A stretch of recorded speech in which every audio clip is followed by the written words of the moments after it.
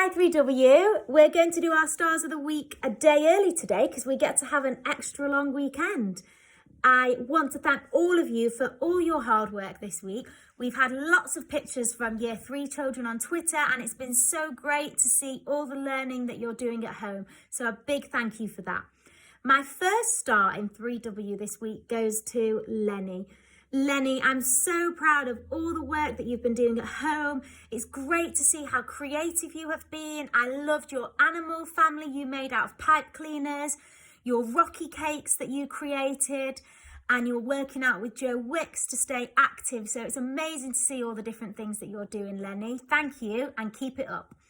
My next star goes to a really special member of 3W who hasn't actually been able to be in class with us this year, but she's always been a member of 3W and it's been so great to talk to her on the phone this week, and that was Kaylee. Kaylee, I'm so proud of you. You are one of the most positive people that I've spoken to.